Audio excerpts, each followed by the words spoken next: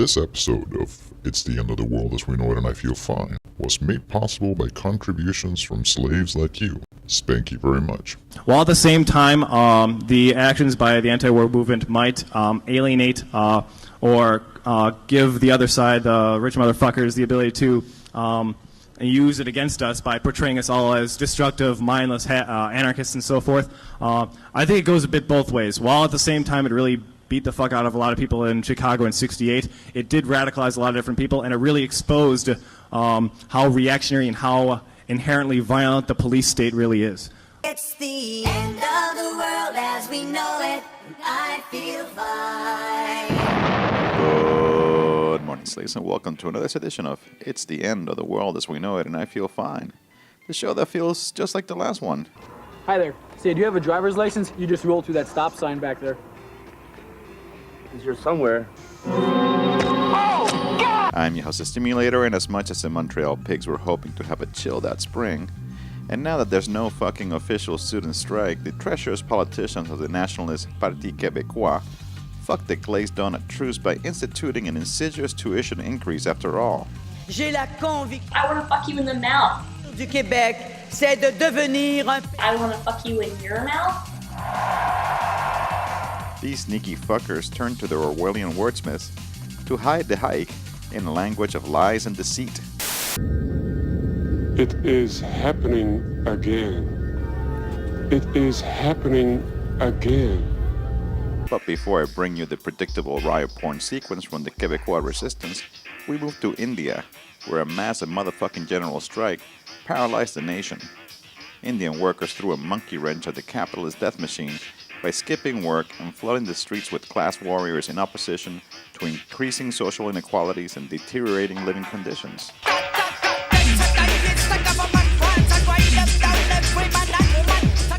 In this period of Bhagat Singh, the Indian saboteurs turned trucks and cars into massive bonfires, fucked up multinational corporations, and stopped all motherfucking taxi and bus traffic.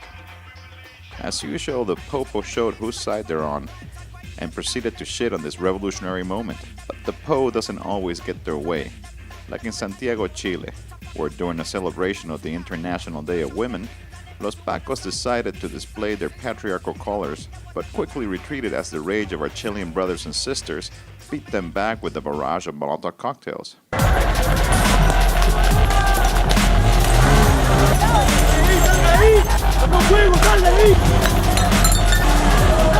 In Thessaloniki, in Greece, Molotov cocktails were also chucked at the facility owned by Hellenic Gold, a subsidiary of the Canadian mining giant El Dorado. These cock rockets are destroying a large chunk of land in order to extract that useless shiny metal we call Gold!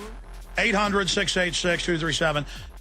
These are great deals, folks. I feel very good going to sleep at night promoting great deals on gold like this. The militants restrained the rent-a-cops and spread their hot love over the mining compound, bringing worldwide attention to this anti-mining struggle. While the swiny cell, as we call 5-0, attempted to quell rebellions in Bulgaria and Portugal, the motherfucking Canadian security troglodytes extended their post-G20 witch hunt to the United Snakes. Extradition orders were issued for 5 peeps accused of smashing up Starbucks stores, banks, and setting cop cars aflame in Toronto during that insurrectionary summer of 2010. These folks face serious jail time and could use some solidarity.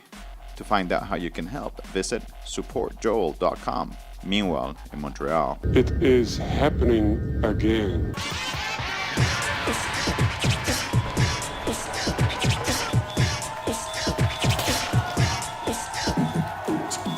yep, another spring of rage is upon us. As I said earlier, the movement against tuition hikes and for free education that rocked La Belle Provence last year is back with a vengeance. The past few weeks have seen several massive protests where the daring spirit of the motherfucking resistance has reignited the collective desire for social fucking war. This all comes on the heels of 2 yearly and very much confrontational events that sees thousands of angry peeps rail against the pigs and lash out against Capitol. The annual rally against police brutality comes this week on March 15th, and shortly thereafter the riotous anti-capitalist carnival people call May Day. So if you're coming to Montreal for any of these 2 events, you should learn a little fucking French. Oui? Okay, let's get started. When the pigs are ordering you to move, they will yell, Bouge, bouge. okay, you got that? Let's try out something a little bit harder. You know those annoying motherfuckers that try to stop comrades from having some smashing good times? You know, the peace police? Well, in Quebecois, it's a clever word combination of the French slang for cop, mixed with the word of pacifist. So repeat after me. Pastiflique, pastiflique. If you want to join the crowd with some of the most popular chants, try this one. Police, pigs, assassins. In French, you would say, Flic, porc, assassin.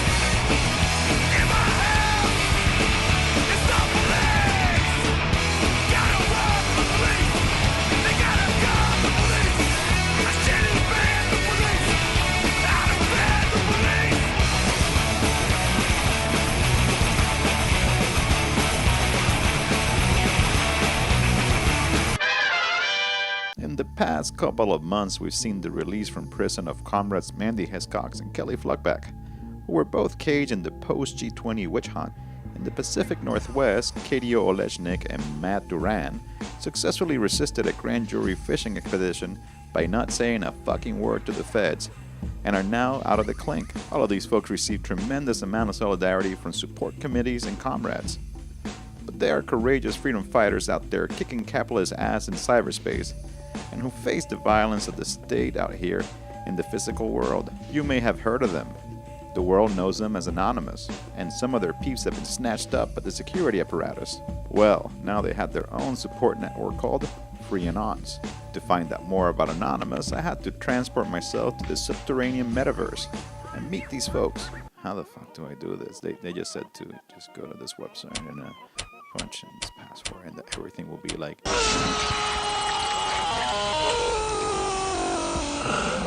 What the fuck? Anyway, Free Anons, how the fuck are you? Oh, hi, Stimulator. Thanks for asking. We're fucking angry. So, what the fuck is Free Anons? Free Anons is part of a global network of digital adversaries to government and corporate censors. It was founded as a response to the government crush of activists, digital rights activists, and communications specialists who are anonymous people who have been jailed for their work towards radical transparency. We fight to open liberated spaces in the real world as well as in tech internets.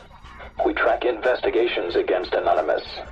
In doing so, we are exposing an ever-growing surveillance police state, a pretty insidious one, that is intent on militarizing and policing the internet.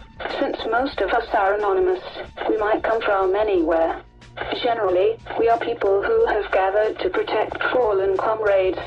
We organize through Internet Relay Chat. We publish tools on Internet encryption and anonymity. We produce and have supporters who produce a wide variety of media across every medium in order to spread the message that we won't cave till we give a fatal blow to the unjust system that seeks to criminalize and silence our voices. We publish news on freeanons.org. We watch the watchers because we think it's fucked beyond belief that Anonymous is arrested for activities that so-called legitimate entities like NSA do under veneer of law every day, when they are in fact the biggest criminals on the planet and who use anonymity themselves to hide their corrupt agendas. So no accountability for them, and maximum accountability for us. That's the biggest issue. Who is Jeremy Hammond, and why is his case so fucking important? Jeremy Hammond is an anarchist activist from Chicago. He is also a digital revolutionary, a hacker, who is alleged to have liberated private intelligence emails through the breach of Strategic Forecasting, Incorporated, a company in the U.S. hooked into the intelligence industrial complex. In other words, a private U.S. henchman for CIA. The emails he obtained from Strafer were leaked to WikiLeaks. Like previous WikiLeaks material, they show the U.S. as a corrupt and illegal military power, set on engineering a global agenda and operating under an illegal double standard, in order to retain power by any means necessary. Like other activists and whistleblowers who dare to expose the massive fraud that operates as the U.S. military, intelligence and law enforcement machine, he faces severe and unjust penalty, while the perpetrators of the real crimes walk free. If convicted at trial, he will face 30 years to life under the CFAA, the Computer Fraud and Abuse Act. He's 28 years old. His case is important because it shows how far the U.S. government will go to shut down anonymous anarchists and revolutionaries who fight against entrenched government and corporate power. The judge in his case, Loretta Preska, has connections, though her husband, to the target, Strafer, and has presided in other cases as a government lackey to CIA. So Freelance does things, like offers support to Hammond Support Network. What other cases are you providing support for that peeps should know about? We provide support for anyone who has been arrested or is under investigation for working under the anonymous banner. Current prosecutions are not just against hackers. They are against media artists like Adam Naffer in the U.S., whose crime was producing a video about those, and also Barrett Brown in the U.S., a journal who was tracking U.S. military technology to infiltrate chat rooms and flood them with U.S. propaganda. There are cases against network engineers and admins like Christopher Weatherhead in the UK, whose real crime, as far as we can tell, was simply being an admin at Tannen Absurk. We also support the PAYPAL4 activists who utilized a coordinated network attack against PayPal when PayPal cut payment to WikiLeaks just because they wanted to suck up to U.S. politicians. In addition, we currently track other activist cases, like those against Red Hack in Turkey and activists in countries throughout Europe and South America. What can people do to help? First of all, spread the word. Talk to people about what is happening on digital battlegrounds. Inform the public about these arrests, police harassment, raids, and infiltrations. Expose the feds wherever you spot them. Teach yourself and others how to stay safe by utilizing basic security. Organize a crypto party. Don't log. Don't talk to the police. Remember that anonymity is the cornerstone of political speech and the best tool against censorship. Spy. Anything else? Yeah, expect us. Thanks, Anonymous. And that about does it for this edition of It's the End of the World as We Know It and I Feel Fine. Gangsta grizzle to all my fellow slaves who've been transferring their sweat so I can keep on bringing you the reports from the global civil war. Amy, Drew, Robin, Sol, Samantha, Linda, Martin, Aaron, Revlin, Nicole, Nicholas, Jade, Sky, Michael, Mandy, Amy, Ben, Brent, Kaylee, Ho Green, and Boban Tabernac. I also want to let y'all motherfuckers know that some media has produced a new video for one of my favorite fucking rappers, Sol, with the track called I Think I'm Emma Goldman. So to check that shit out, visit my fucking website, stimulator.tv. So with that said, I'll leave you with some Emma Goldman wisdom. When we can't dream any longer, we fucking die. In the 1800s, anarchists were libertines. Only in America are libertarians, and I'm of the right wing. They put a gun in your face and tell you to be non-violent, but ignorance is violence. Who spreads ignorance through public schools and sends the poor to die overseas to steal more shit